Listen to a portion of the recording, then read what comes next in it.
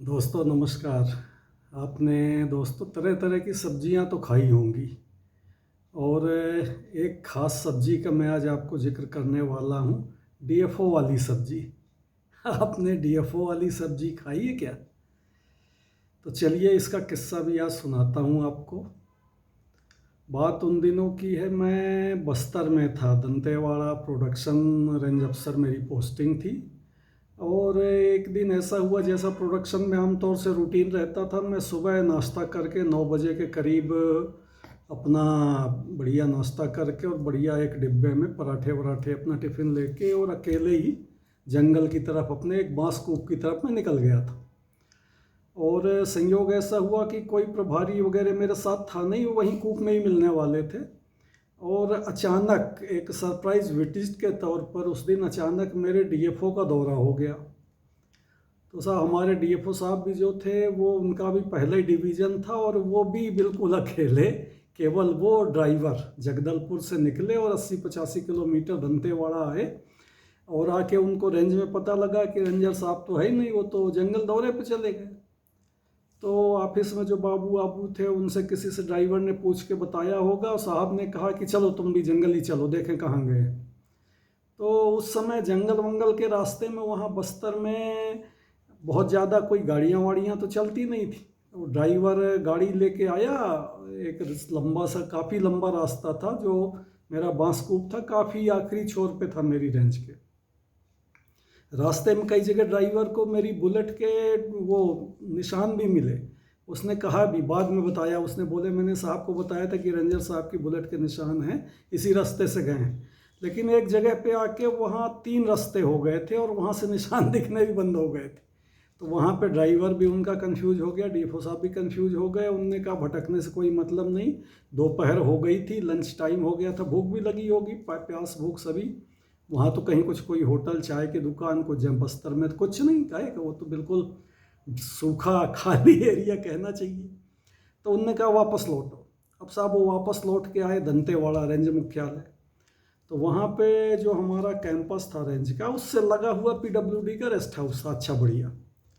तो डीएफओ साहब rest house में गए और उनने ड्राइवर से कहा कि भाई देखो कहीं कुछ मिलता हो, यहाँ क्या है, कुछ क्या मिल सकता है कुछ खाने वाने का। तो उसने कहा मैं पता करता हूँ। ड्राइवर आया यहाँ रेंज ऑफिस और रेंज ऑफिस से पूछ के मेरे घर आया। तो मैं तो घर में था नहीं। तो घर में हमारी श्रीमती जी को उसने बताया कि डीएफओ साहब आए हैं और जंगल दौरे वौरे से आए हैं और खाने वाने का कहीं कुछ इंतजाम है नहीं, रेंजर साहब हैं नहीं, अब क्या करें, कुछ समझ में नहीं आ रहा। तो श्रीमती जी ने हमारी कहा, बोले हम खाना बना के भिजवाते हैं। और फटाफट उनने चाय बना के दी। बोले ये आप चाय ले जाओ। चौकीदार को भेजा साथ में, बोले साहब को चाय पिलाओ, कुछ बिस्किट विस्किट, और बोले आधे घंटे के अंदर हम बना के खाना भिजवाते हैं। तो साहब वो चौकीदार ले गया ड्राइवर के साथ में, साहब को चाय वाय पिलाई और आधे घंटे पौन घंटे के अंदर पूड़ी सब्जी पुलाव थोड़ा सा जो कुछ भी चटनी अचार संभव था वहाँ पे वो बना के और श्रीमती जी ने भिजवाया। और जो हमारे घर में चौकीदार काम करता था, वो ले जाके साहब को उसने परोसा और खिलाया वहाँ डाइनिंग टेबल पर रख के बढ़िया से। तो जब वो ले जाके और दौड़ दौड़ के, काफ़ी पास था घर के, तो गरम पूड़ियाँ एक दो चक्कर उसने दौड़ के ले जाके ला के दी और साहब को जब रखी गई, तो एक तो भूखे भी थे साहब और पसंद आया होगा, स्वाद अच्छा लगा। तो उनने चौकीदार से पूछा कि क्यों भाई ये खाना किसने बनाया है ये। अब वो क्या है कि बस्तर में अगर कोई आप लोग रहे हैं तो समझ सकते हैं कि वहाँ के जो आदिवासी हैं और जो चौकीदार, वो बाकी बाहर वालों की भाषा के साथ तालमेल बैठाने में बड़ी दिक्कत जाती है।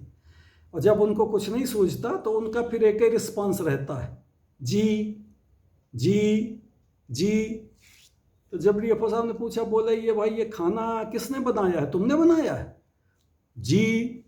बोले ये सब्जी तो भाई बड़ी अच्छी बनी है, सब्जी तुमने बनाई? जी। हो गया साहब। साहब तो खाना वाना खाए और अपना थोड़ी देर रेस्ट करके और निकल गए, क्योंकि पता था रेंजर साहब तो शाम के पहले लौटने वाले नहीं। शाम को जब मैं लौटा तो सारे वाक़ये की मुझे जानकारी हुई। तो जैसा कि अपना फ़र्ज़ बनता है, अगले दिन सुबह सुबह मैं मोटरसाइकिल उठाया और जगदलपुर डिवीज़न ऑफिस पहुंचा। और डीएफओ साहब के सामने पेश हुआ, नमस्कार किया उनको और बताया कि सर आप कल आए थे, मैं फला फला जंगल में था। हाँ बोले चलो कोई दिक्कत नहीं, वो तो मैं अचानक मेरा मन हुआ कि चलें देख आएँ, आप मिले नहीं, हम थोड़ी दूर कोशिश किए जाने की पर रास्ता समझ में नहीं आया। मैंने कहा भी कि सर आप बता देते, मैं साथ में ले चलता फिर कभी। बोले नहीं फिर कभी साथ में चल के देख लेंगे, कोई दिक्कत नहीं, कोई बात नहीं, चलो चुप जाए। लेकिन बोले रेंजर साहब एक बात है। हमने कहा सर बताएं।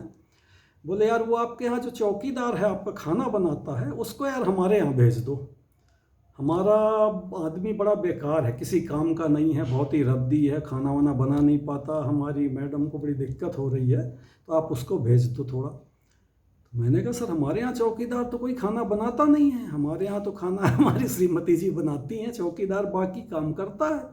बोले नहीं नहीं वो आपकी वो सब्जी अब्जी बड़ी अच्छी बनाई थी उसने, मैंने उससे पूछा है तो उसने खुद कहा है कि हाँ मैंने बनाया है खाना, सब्जी मैंने बनाई।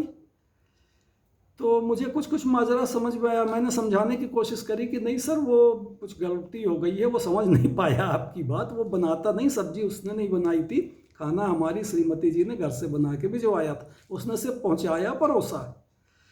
पर उनने कहा नहीं नहीं, और थोड़ा डीएफओ साहब के रुख से मुझे लगा कि उनको मेरी बात पर ज़रा भरोसा हो नहीं रहा, उनको ये लग रहा है कि ये रेंजर साहब टाल रहे हैं, वो अच्छा कुक है तो ये मुझे देना नहीं चाहते हैं। तो मैंने कहा सर अब आप कहते हैं तो मैं भेज दूंगा पर कोई मतलब निकलेगा नहीं, चलिए अब आपकी तसल्ली मैं कल भिजवाता हूँ उसको। तो साहब हम लौट के चले आए और आके हमने वो चौकीदार को थोड़ा सा धमकाया, डांटा कि क्यों रे क्या बोल दिया तूने साहब को, क्या पूछा था उन्होंने। अब उसका तो एक ही जवाब था जी। अब वो जी के आगे अब क्या किया जाए, जी का तो जी है। तो हमने फॉरेस्ट गार्ड को बुलाया, कुछ पैसे दिए, चौकीदार को कहा कि तू साले अब तेरे को जाना पड़ेगा जगदलपुर, वहीं रहना और साहब जैसा कहें वैसा काम करना, और उनको ईमानदारी से बता देना कि तू खाना वाना बनाना नहीं जानता है, उनके किचन का सत्यानाश मत कर देना, और उसके बाद भी कहें तो तू कोशिश करना। और मेरे को तो पता था कि ये एक आध दो दिन से ज़्यादा टिकने वाला नहीं। तो साहब फॉरेस्ट गार्ड लेके गया वहाँ डीएफओ साहब के पास, बताया कि रेंजर साहब ने भेजा है, ये है, उनने भी पहचान लिया, हाँ हाँ ठीक है, उनने घर में बताया कि ये बढ़िया कुक है, वो घर में ऑलरेडी साहब तारीफ़ कर चुके थे कि वो वहाँ पे दंतेवाड़ा में बहुत बढ़िया खाना खिलाया, बहुत बढ़िया कुक है रेंजर साहब के पास, उसी को बुलवाते हैं।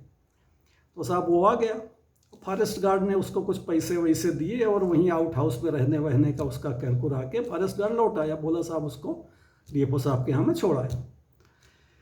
अब इसके बाद साहब उस दिन फॉरेस्ट गार्ड आ गया, अगले दिन शाम को वो चौकीदार भी अपना बस से उतर के लुढ़कते पुढ़कते वो रेंज ऑफिस में मेरे सामने हाजिर हुआ।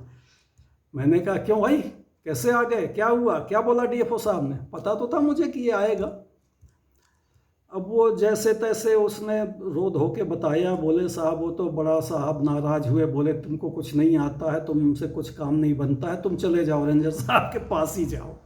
तो मैंने कहा चलो ठीक, अच्छा आ गए तुम, अच्छा किया, कोई दिक्कत तो नहीं हुई। बोले जी कोई दिक्कत नहीं हुई। तो इस तरह से साहब वो सब्जी जो बनी थी वो सब्जी उस समय से हमारे घर में मशहूर हो गई, डीएफओ वाली सब्जी। मैंने अपनी श्रीमती जी को बताया पूरा किस्सा, वो भी बहुत हंसी, हम लोगों ने बहुत एंजॉय किया। और जब कभी भी मूड होता था तो यही बात होती थी कि अरे यार वो डीएफओ वाली सब्जी बना के खिलाओ। तो साहब वो कई बार हमने डीएफओ वाली सब्जी का आनंद लिया, और कोई मौका पड़ेगा तो आपको भी खिला दूंगा। कोई खास नहीं, शाकाहारी सब्जी थी, और बस्तर में वैसे भी ज़्यादा चॉइस सब्जी की रहती कहाँ थी, तो सब्जी का जो कहना चाहिए उसका रिसाइप है वो भी बता देता हूँ। आलू और छोटे वाले बैगन को भर के भरवा करके और आलू में भरवा करके कुछ फ्राई वाई करके कुछ इस तरह से वो बनती है। और अभी भी हम लोग पूरे घर में, बच्चे भी हमारे, मिसेज भी, मैं भी, हम लोग बड़े मज़े लेके डीएफओ वाली सब्जी खाया करते हैं। तो इस तरह की घटना भी हो जाती है कभी कभी, और ऐसी मज़ेदार घटनाएं आपसे मैं बातचीत करता रहूँगा, शेयर करता रहूँगा। आज के लिए बस इतना ही। चलते चलते बस दो लाइन एक गाने की मुझे याद आ गई, तो वो सुना देता हूँ। सब्जी डीएफओ वाली ऐसी बढ़िया बना ली, साहब हो गए कुर्बान, नौकर हैरान परेशान।